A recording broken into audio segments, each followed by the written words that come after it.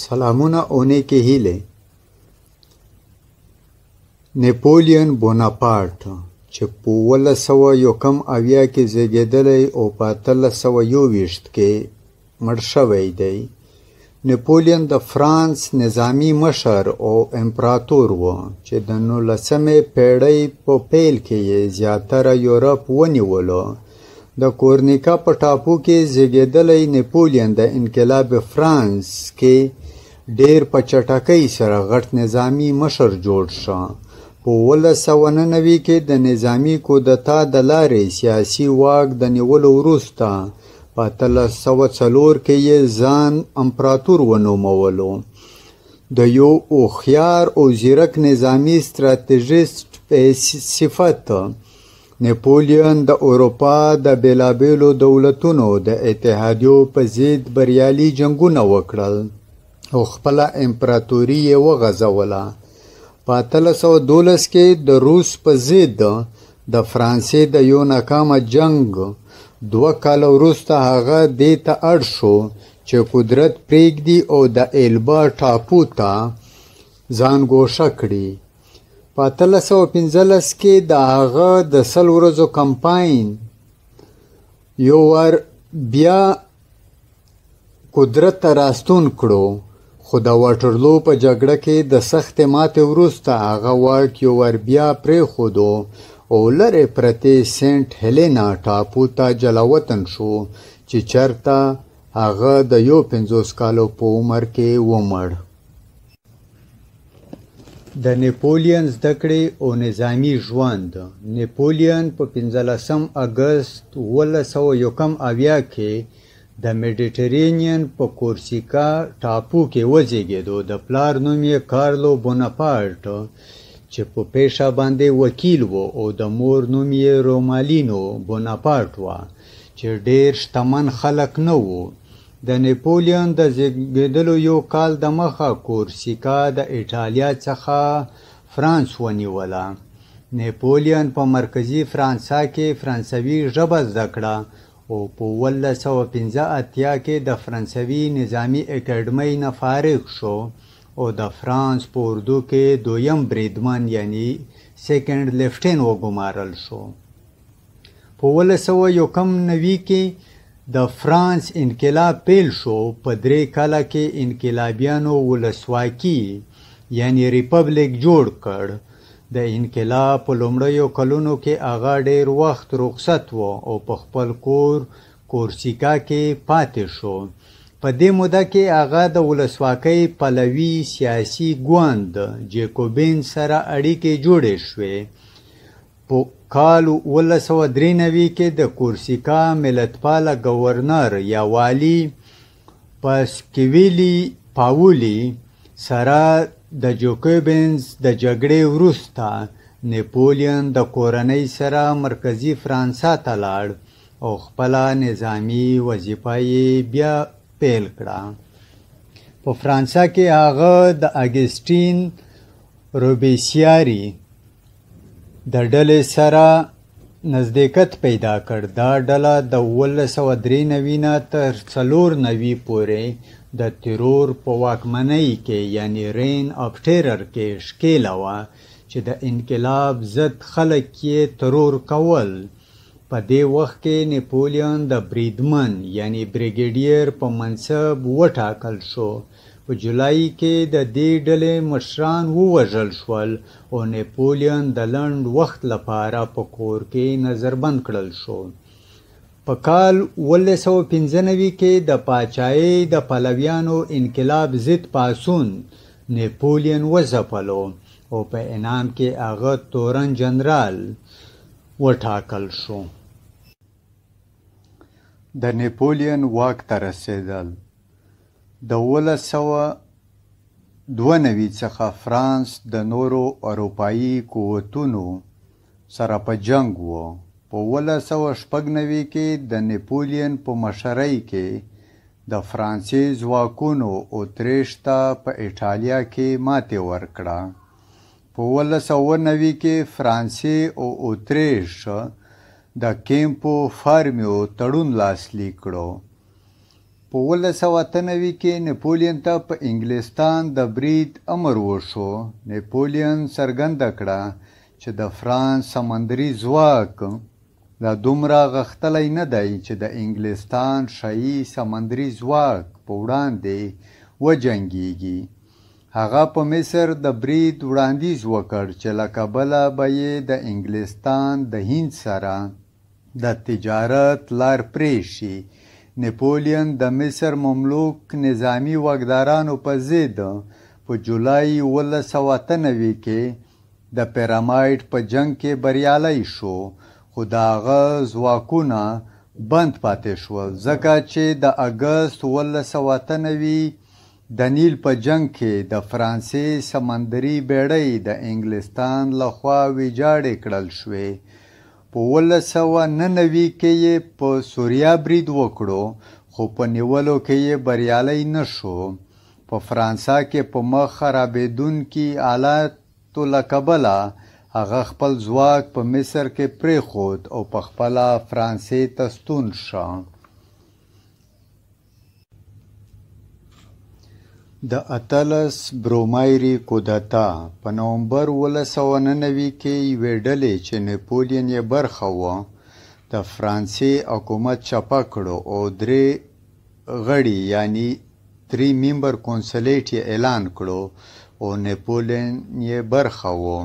په جون 1800 کې د مارینګو په جنگ کې د نپولین ځواکونه د فرانسې ابدي دښمن اتریش ته ماتې ورکړه او د ایټالیا نه یې وشړل. په 1802 کې د امیر د تړون لاندې انګلستان د فرانسې سره امن ته غاړه کېښوده.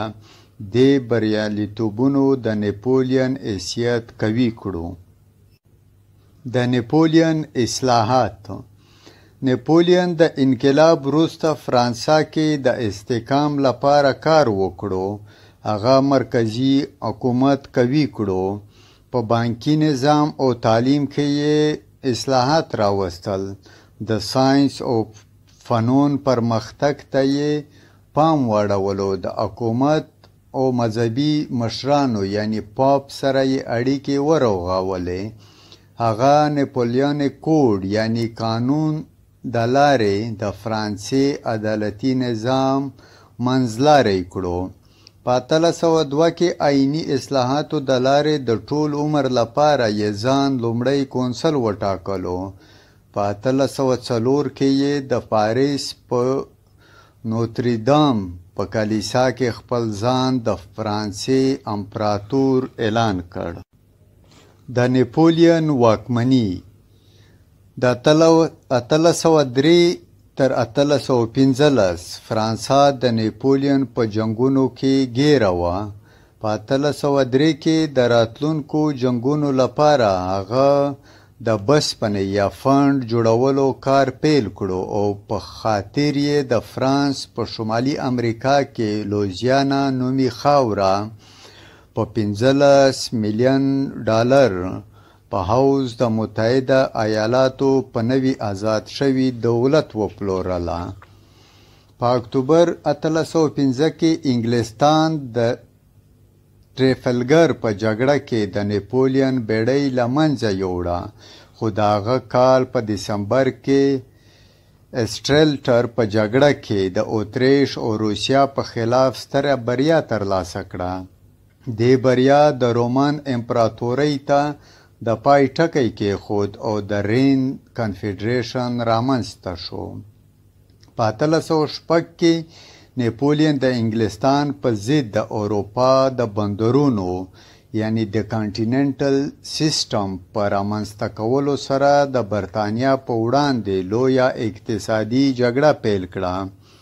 په 1807 کې د پروشیا په فرایډلینډ د نپولین په لاس د روسیې د ماتې وروسته الکساندر دې ته اړ شو چې د سولې د جوړجاړي په خاطر د تلسیت تړون لاسلیک کړي.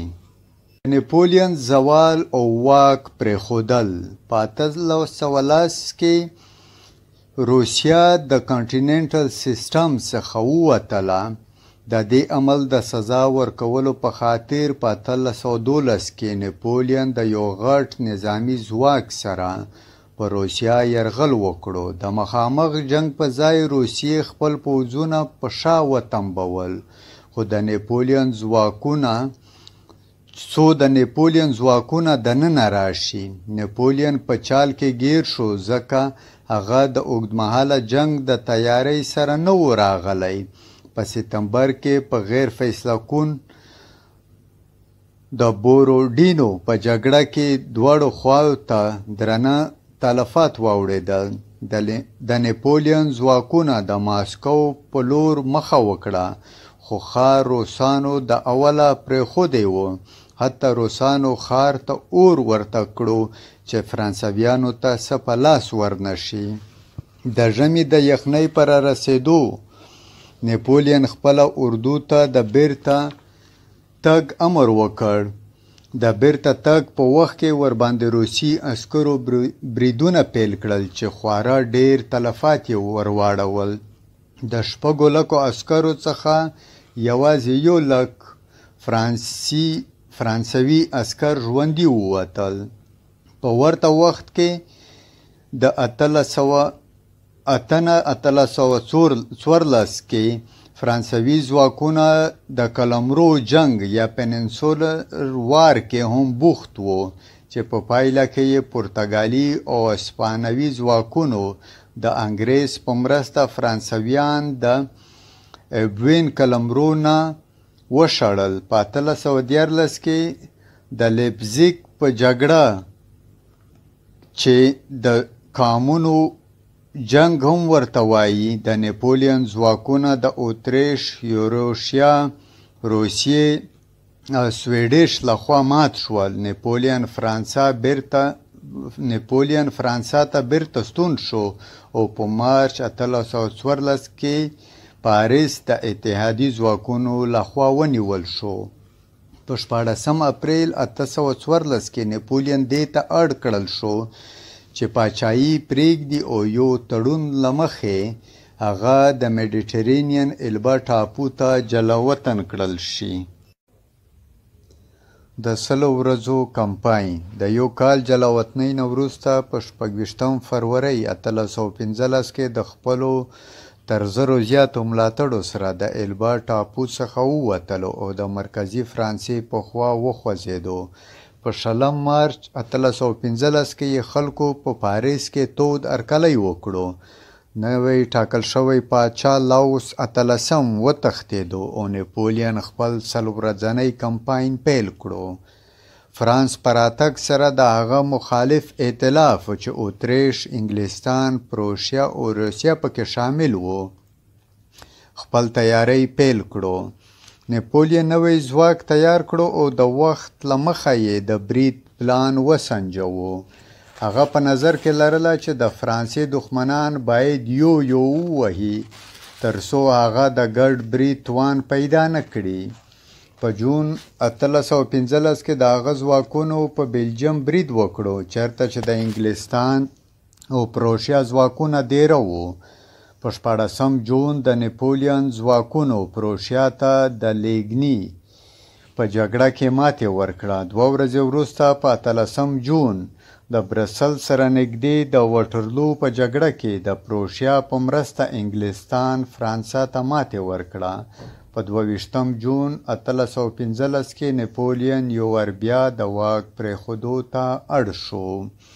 د نپولین وروستۍ کلونه په اکتوبر 1815 کې نپولین د انګلستان د ولکې لاندې د سویلي اتلانتیک بهر لرې پرتې سیمې سینټ هیلینا ټاپو ته جلا وطن کړل شو. په 5 مۍ 1821 کې د معدې د سرطان له کبله د 50 کلونو په عمر کې ومړ او هلته خاورو ته وسپارل شو. خو وروسته په 1840 کې د هغه جسد پاریس ته انتقال کړل شو او هلته خاورو ته وسپارل شو.